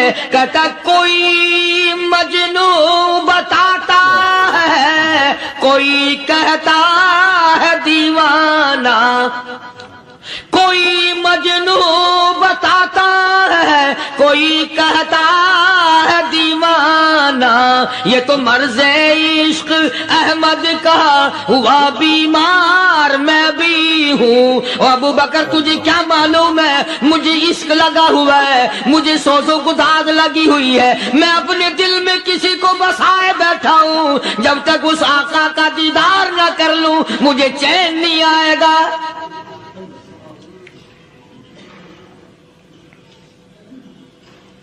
ہمیں عورتوں سے محبت ہے، ہمیں اولاد سے محبت ہے، ہمیں کوٹھی بنگلے سے پیار ہے، ہمیں روپے سے پیار ہے، ہمیں بڑی جاہ و حشم سے پیار ہے، اور خدا اور اس کے رسول سے پیار کرنے والے لوگ مدینے کے قبرستان میں سو گئے، قرآن سے پیار کرنے والے لوگ حضور کے درباری لوگ وہیں سو گئے۔ اندازہ لگاؤ، کوئی مار کھا کے اپنے ماں باپ کے پاس جائے گا، کوئی بھائی برادری میں جائے گا، کوئی تھانے میں رپورٹ لکھوانے جائے گا، کوئی اسپتال میں سرٹیفکیٹ لینے جائے گا، کوئی ڈاکٹری کرانے جائے گا۔ ابو فقیہ تم کتنے خوش نصیب ہو، امام الانبیاء کے دربار میں چلے ہو۔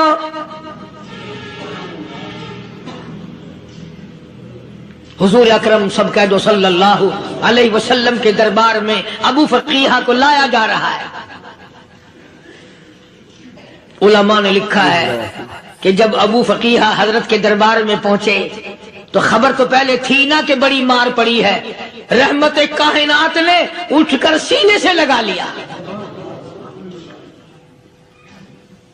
تشریف فرما ہوئے، فرمایا ابو فقیہ جی حضور میں نے سنا ہے تو نے پانی نہیں پیا، اتنی مار پڑی تیری پسلیاں توڑ دی گئی، تیری کمر پہ چھلانگیں لگائی گئی، تجھے گرم گرم لیپ پہ لٹایا گیا، تیری زبان باہر نکل آئی، اور میں نے سنا ہے تو نے پانی نہیں پیا۔ کہتا ہے آقا ہاں نہیں پیا۔ فرمایا کیوں نہیں پیا؟ کہتا ہے آقا میں اس وقت پانی پیتا میرے منہ میں صرف پانی جاتا، اب پیوں گا ہاتھ تیرا ہوگا منہ میرا ہوگا، پانی میرے منہ میں جائے گا، مجھے حوض کوثر کا مزہ یہی آ جائے گا، مجھے لطف آئے گا محمد عربی صلی اللہ علیہ وسلم کے ہاتھ سے پانی پینے کا۔ علماء نے لکھا ہے کہ حضرت نے جب اپنے رحمت والے ہاتھ سے وہ انگلی چاند کو اشارہ کیا، جگر پھنس کر ٹکڑے ہو گئے، وہ انگلی اشارہ کیا سورج واپس ہو گیا، وہ انگلی درخت اپنی جڑیں چھوڑ کر پیغمبر کے قدموں میں آ گئے، وہ انگلی جن میں کنکر پہاڑ کے لیے تو کلمہ پڑھنا شروع کر دیا، وہ انگلی اونٹ کی طرف کی تو بول پڑا، وہ انگلی چڑیاں سامنے آئی تو انہوں نے شکایت کر دی، وہ انگلی جن کو دیکھ کر کے بیت اللہ پھر گیا۔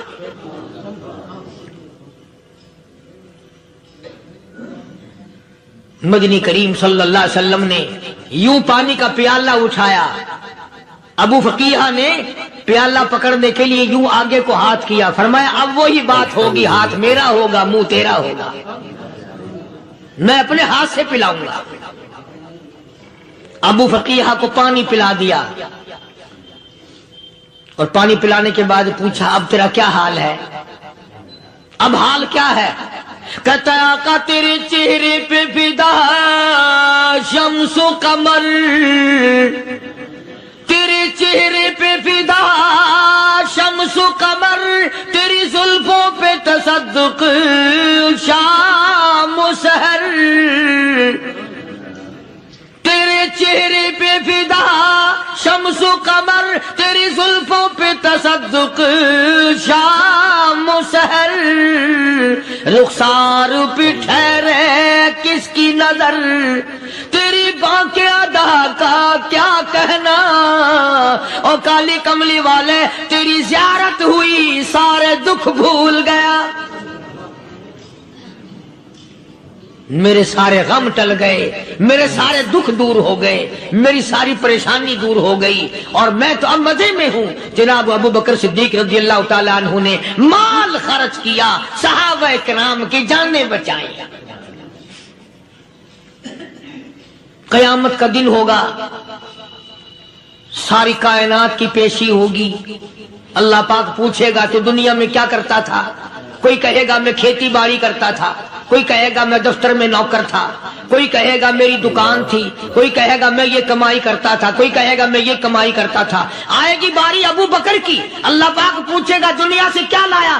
ابو بقیہ، حضرت بلال، حضرت نادیہ، حضرت زنیرہ اور کتنے صحابہ کرام کی جماعت کو پکڑ کر اللہ کے عدالت میں کھڑا کر کے ابو بکر کہے گا الہی صدیق کی کمائی تیرے سامنے موجود ہے۔ مبارک ہیں یہ لوگ کہ ان حضرات نے محض اللہ اور اس کے رسول کریم صلی اللہ علیہ وسلم کو راضی کرنے کے لیے اپنا سب کچھ قربان کر دیا، اور خود رسول کریم صلی اللہ علیہ وسلم نے ان کو ایسی تعلیم دی، ایسے اخلاق دیے کہ حد ہو گئی۔ دربار رسالت ہے، ایک کافر مسافر آتا ہے بھی کافر، ہے بھی مسافر، ہے بھی معمر، بوڑھا آدمی ہے۔ کبھی کبھی سوچتا ہوں کہ اس زمانے کے تو کافروں میں بھی کوئی خوبی ہوا کرتی تھی، منافقت تو نہیں تھی نا، منافقت نہیں تھی، چال بازی نہیں کرتے تھے، ہیرا پھیری نہیں کرتے تھے۔ سبحان وہ بوڑھا مسافر کافر سرکار دو عالم صلی اللہ علیہ وسلم کے دربار میں آیا، آ کے کہنے لگا نبی اللہ میں بوڑھا ہوں، مسافر ہوں بھی تیرا اور تیرے خدا کا منکر، پر میں سوال کرتا ہوں کوئی سواری دو، میرا گھر بڑا دور ہے، میں اس پر سوار ہو کر اپنے گھر پہنچ جاؤں۔ حالانکہ مسلمانوں کے پاس سواریاں کہاں تھی، خود تنگی میں تھے، وطن چھوڑ کے آئے، قربانیاں دے کے آئے، پتے چباتے ہوئے آئے، پانی پورا رج کے پینے کے لیے پانی نہیں ملتا، اور حضور کریم صلی اللہ علیہ وسلم کو پتا تھا کہ یہ سوال کرنے والا ہمارے عقیدے کا نہیں۔ رحمت کائنات کا دریائے کرم جو اس میں آیا، صحابہ کرام کی طرف خطاب کر کے فرمایا کون ہے جو آج میں محمد الرسول اللہ صلی اللہ علیہ وسلم کو سواری دے؟ کون ہے جو آج مجھے سواری دے؟ میں جنت میں اعلیٰ درجے کی سواری کا وعدہ کرتا ہوں۔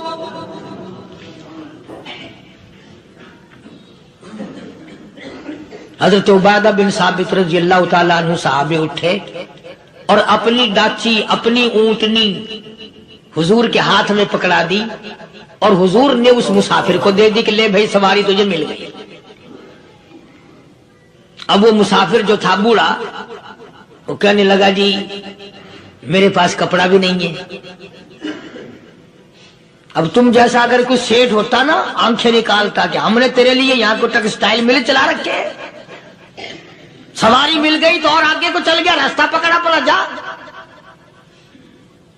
خدا جانے دھکے دیتے، خدا جانے مکے مارتے، خدا جانے کتنی باتیں بناتے۔ امام الانبیاء محبوب کبریا حضرت محمد مصطفیٰ صلی اللہ تعالی علیہ وسلم پھر کھڑے ہو گئے، صحابہ کرام کو خطاب کر کے فرمایا کون ہے جو آج مجھے کپڑا دے، کل میں میں اعلیٰ درجے کی پوشاک اور لباس جوڑوں کا وعدہ کرتا ہوں.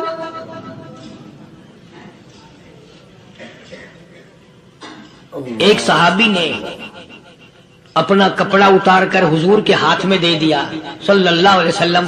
یعنی ان کو کتنا یقین ہے حضور کی زبان پہ.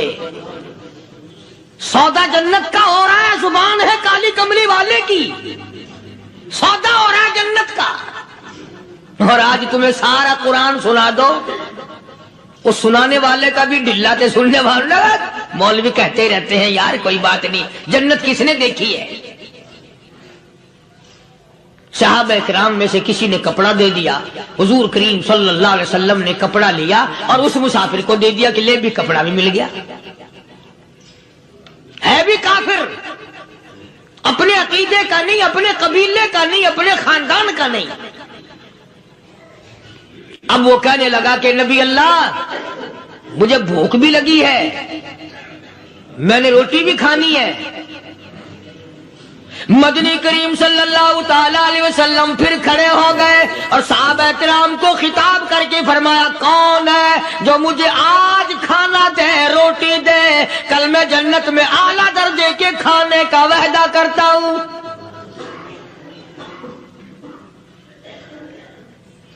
اس سوال کا جواب پورے مجمع میں سے نہ ملا. یوں لکھا علماء نے 300 صحابہ کا مجمع بیٹھا ہوا تھا. فاقہ ہو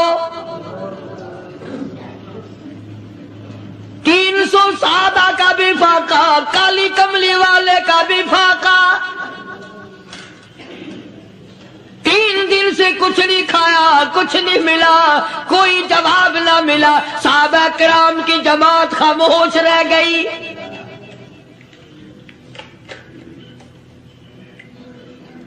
سلمان فارسی رضی اللہ تعالیٰ عنہ اٹھے اور اس مسافر کا ہاتھ پکڑا اور کہنے لگا میں تجھے ایسے دروازے پہ لے کے چلوں گا جہاں سے کچھ نہ کچھ کھانے کے لیے مل جائے گا. آیا ہے سلمان فارسی مسافر کو لے کر خاتون جنت سیدہ فاطمہ الزہرا رضی اللہ تعالیٰ عنہا کے دروازے پہ اور آواز لگائی یا اہل بیت رسول اللہ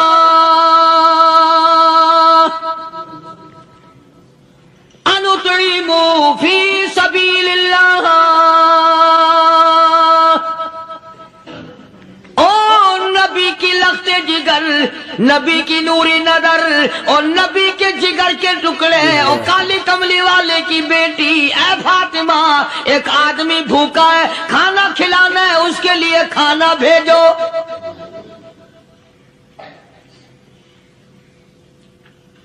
اندر سے آواز آتی ہے اور رونے کیسی آواز میں جواب ملا. سیدنا حسن سیدنا حسین رضی اللہ تعالیٰ عنہما، ان کی شکلیں دیکھو، 4 دن کے فاقے نے بچوں کی شکل بگاڑ دی. پیغمبر کے نواسوں کا فاقہ، پیغمبر کا نواسا، پیغمبر کی بیٹی کا فاقہ، تمام مسلمان فاقے سے ہیں. کوئی گلہ نہیں کرتا، کوئی شکایت نہیں کرتا، کوئی اعتراض نہیں کرتا. اسی حالت میں اگر جنگ بھی ہو جائے تو صحابہ پھر بھی پیچھے رہنے کو تیار ہیں.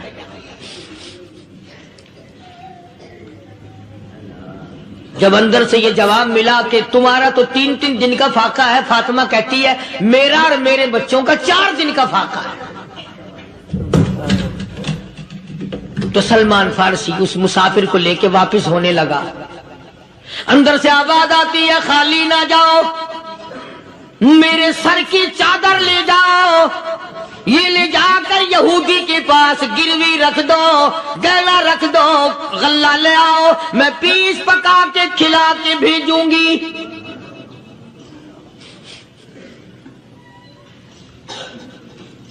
کہاں آج ایسے سخی عورت ہیں، کہاں ایسے سخی مرد ہیں. مسافر کو کون کھلائے، دین پر خرچ کون کرے. کسی طالب علموں کو، آپ میں سے اکثریت ایسے لوگوں کی ہے جنہوں نے ساری عمر میں، سارے سال میں کبھی ایک قرآن پڑھنے والے طالب علم کو روٹی نہیں کھلائی، اور پھر یہ کبھی نہیں سوچا کہ میں آخر کما رہا ہوں تو کیا کر رہا ہوں. بس شیطان یوں کہہ دیتا ہے یہ تو بڑے بڑے امیروں کا کام ہے. تو غریب آدمی ہے، تیرے بس کا یہ کہاں کام ہے؟ یہ تو بڑے بڑے امیروں کا کام ہے، طالب علموں کو، مسافروں کو کھانا کھلانا۔ کل قیامت میں اگر اللہ نے یہ فرما دیا کہ جنت تو میں نے امیروں کے لیے بنائی ہے، تو مزدور ہے، بھاگ یہاں سے، پھر کیا بنے گا؟ مولانا مظفر حسین صاحب کاندھلی سب کہہ دو رحمت اللہ علیہ، بہت بڑے بزرگ گزرے ہیں، ہمارے اکابر میں سے ہیں۔ کاندھلا ایک قصبہ ہے جس نے بڑے بڑے ولی پیدا کیے ہیں۔ مولانا مظفر حسین صاحب کاندھلی، مولانا الہی بخش صاحب کاندھلی، مولانا محمد زکریا صاحب شیخ الحدیث رحمت اللہ علیہ کاندھلے کے، مولانا محمد الیاس صاحب دہلوی رحمت اللہ علیہ امیر تبلیغی جماعت کے ایجاد کرنے والے، شروع فرمانے والے، یہ بھی کاندھلے کے ہیں۔ تو یہ سارے بزرگ اس قصبہ کاندھلے کے ہیں۔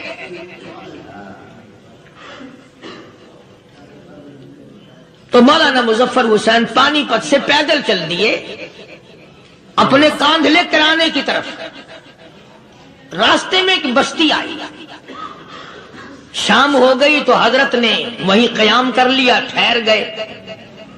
عصر کی نماز پڑھی، مغرب کی نماز پڑھی، مسجد میں صفائی کی، اذان دی، کوئی ایک آدھ آدمی آیا تو جماعت کر لی۔ وہ جو آدمی آیا اس نے پوچھا مولانا آپ مسافر ہیں؟ کہ جی ہاں۔ کہ رات کو یہی رہو گے؟ کہ جی حضور۔ وہ آدمی 3 روٹیاں لے کر آیا اور مولانا نے وہ تینوں روٹیاں کھا لی اور سو گئے۔ تو مولانا فرماتے ہیں کہ مجھے اس رات میں حضور اکرم صلی اللہ علیہ وسلم کا 3 مرتبہ دیدار مل گیا۔ 3 مرتبہ حضور کی مجھے زیارت ملی۔ مولانا فرماتے ہیں میں تو اگلے دن بھی وہاں ٹھہر گیا کہ یہ جگہ چھوڑنے کی ہے، جہاں اتنی بڑی دولت ملے یہاں تو ساری عمر پڑا رہے آدمی۔ تو حضرت فرماتے ہیں کہ اگلے دن وہی مسافر، مولانا مسافر ہیں، وہی آدمی ہے، 2 روٹیاں لے کر آیا اور مولانا فرماتے ہیں میں نے 2 روٹیاں کھا لی تو اس رات کو مجھے 2 مرتبہ حضور صلی اللہ علیہ وسلم کا دیدار ملا۔ میں تیسرے دن بھی وہی ٹھہر گیا۔ تیسرے دن شام کو وہی آدمی 1 روٹی لے کر آیا اور میں نے وہ روٹی کھا لی تو اس رات کو حضور کریم صلی اللہ علیہ وسلم کی 1 مرتبہ زیارت ہوئی، 1 مرتبہ دیدار ملا۔ تو مولانا فرماتے ہیں میری سمجھ میں یہ بات بیٹھ گئی کہ یہ نہ تو جگہ کی برکت نہ بستی کی برکت، یہ تو اس کی روٹیوں کی برکت ہے۔ 3 کھائی تو 3 مرتبہ دیدار ہوا، 2 کھائی تو 2 مرتبہ دیدار ہوا، 1 کھائی تو 1 مرتبہ، یہ تو اس کی روٹی کی کرامت ہے۔ تو وہی آدمی جو روٹی لانے والا تھا وہ کہنے لگا مولانا کل آپ تشریف لے جائیں، یہاں نہ ٹھہرنا۔ تو حضرت فرماتے ہیں میں نے کہا کیوں بھائی؟ مجھے تو ایسی دولت مل رہی ہے میں یہیں پڑا رہا ہوں۔ وہ کہنے لگا اللہ والے آپ کو پتہ نہیں، پرسوں میں مزدوری کر کے اتنا ہی آٹا لایا تھا کہ 3 روٹیاں بنی، اتنا ہی آٹا بنا تھا، 3 روٹیاں بنی، میں اپنے نام کی روٹی اٹھا کے چل دیا۔ میری بیوی نے پوچھا کہاں؟ میں نے بتایا مسجد میں ایک اللہ والا مسافر ہے۔ وہ کہنے لگی میں بھی فاقہ کر لوں گی، میرے نام کی روٹی بھی اس مسافر کے لیے لے جا۔ کہتا ہے میں نے دونوں اٹھا لی، تیسری روٹی ایک بچہ ہمارا اس کے لیے چھوڑ دی۔ وہ بچہ کہنے لگا اچھا ماں باپ جنت میں جائیں، بیٹا کدھر رہے گا؟ میں بھی فاقہ کروں گا، میرے نام کی بھی لے جا۔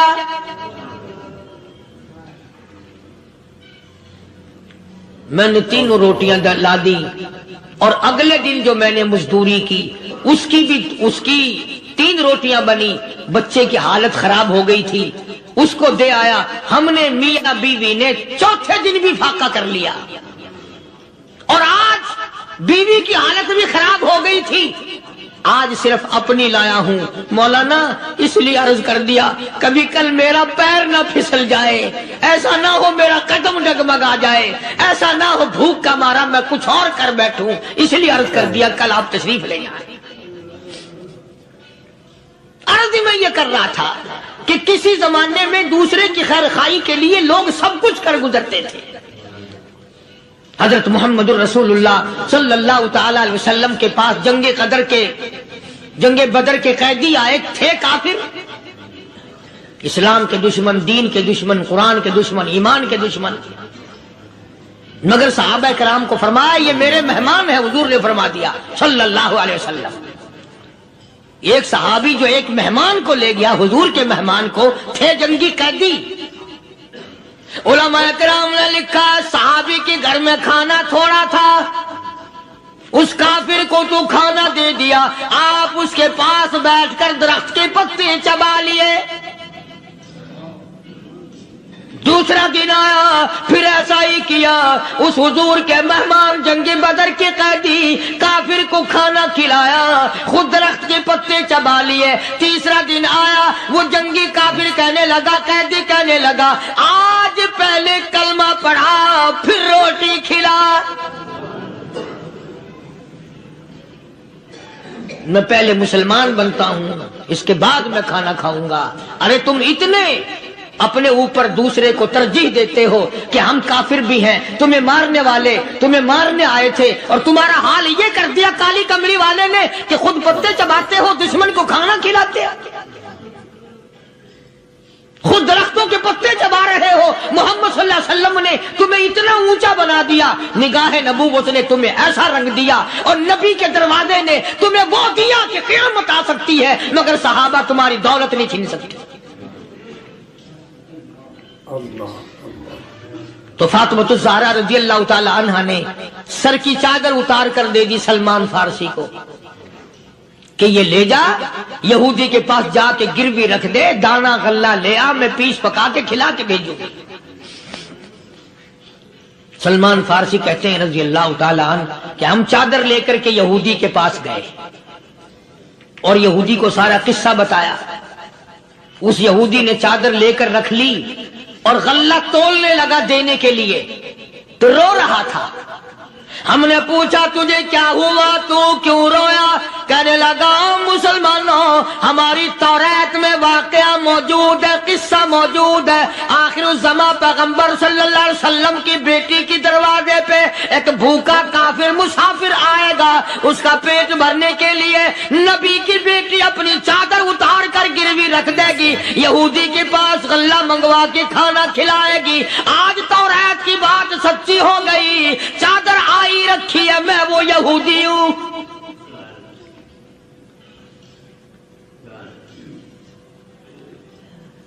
اور غلہ تول کر دے دیا۔ سلمان فارسی کہتے ہیں یہودی میری ساتھ ساتھ چل دیا۔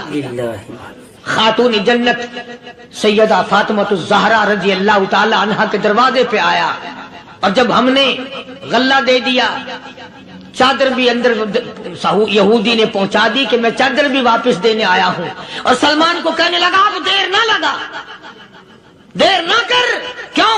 میری توریت نے تصدیق کر دی کہ یہ نبی برحق ہے، اب ایسا نہ ہو میرا دم نکل جائے، میں کفر پہ مر جاؤں، جلدی کر، مجھے سرکار کے دربار میں لے چل، میں مسلمان بنتا ہوں۔ اور اسی کو جا کے کہنے لگا تیری صورت، تیری سیرت، تیرا نقشہ، تیرا جلوہ، تیری صورت، تیری سیرت، تیرا نقشہ، تیرا جلوہ، تبسم گفتگو بندہ نوازی خندہ پیشانی، او کالی کملی والے میرا دل ہو، تیرا گھر ہو، تیرا در ہو، میرا سر ہو، تمنا مختصر سی ہے مگر تمہید گولانی۔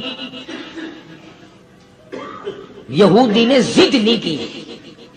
آج کا مسلمان کہلانے والا ضد کرتا ہے، ضد میں مارا جاتا ہے، ہائے ہم یوں ہیں، یہ یوں ہے۔ وہ یہودی اچھا نکلا، ذرا سی بات اس کے سامنے آئی فوراً سمجھ گیا، سرکار کے دربار میں جا کر غلامی قبول کر لی۔ بے شمار صحابہ کرام ہیں جنہوں نے اللہ کی راہ میں وہ دکھ اٹھائے، وہ پریشانیاں جھیلی۔ اللہ غنی، مکہ مکرمہ میں سیدنا ابو جندل رضی اللہ تعالی عنہ صحابی ہے، ایمان قبول کر لیا، کلمہ پڑھ بیٹھا، بس کافروں کے لیے مشغلہ بن گیا، تماشا بن گیا، روزانہ مارتے ہیں۔ اندازہ لگا مسلمانوں، ملتان کے رہنے والوں، سارا مکہ مارنے والا ایک ابو جندل مار کھانے والا۔ لڑکے مارتے ہیں، جوان مارتے ہیں، بوڑھے مارتے ہیں، پیر پکڑ کر مکے کی گلیوں میں گھسیٹے گھسیٹے پھرتے ہیں۔ رحمت کائنات حضرت محمد رسول اللہ صلی اللہ تعالی علیہ وسلم عمرے کے لیے تشریف لائے ہیں، کفار مکہ نے روک دیے۔ حدیبیہ میں مکے سے 6 میل پر حضور صلی اللہ علیہ وسلم تشریف فرما ہے، صحابہ کرام کی فوج ہے، لشکر ہے، سرکار دو عالم ہے صلی اللہ علیہ وسلم۔ ذرا توجہ کرنا، کلیجے پہ ہاتھ رکھ کے ابو جندل کے پیروں میں بیڑیاں ڈال رکھی ہیں، چلا نہ جائے، مدینے نہ بھاگ جائے، کھسک نہ جائے، نکل نہ جائے۔ ابو جندل یہ آس لگا کر، یہ آرزو لگا کر مدینے کی طرف چلا جاؤں گا، مسلمان قریب آئے ہوئے ان میں شامل ہو جاؤں گا، میں بھی آزادی سے نماز پڑھوں گا، کالی کملی والے کا دیدار کیا کروں گا، میرے مصیبتوں کے دن ختم ہو جائیں گے، میری تکلیف کے دن ختم ہو جائیں گے، میری مصیبتیں ٹل جائیں گی۔ گرتا پڑتا پہاڑوں کے اوپر سے چڑھتا اترتا بڑی مشکل سے حضور کے دربار میں پہنچا۔